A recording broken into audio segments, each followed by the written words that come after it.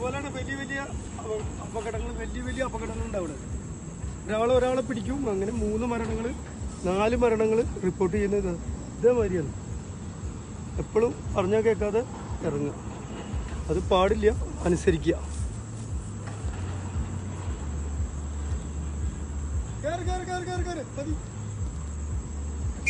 അതെ പോലീസ് വരും. കയറി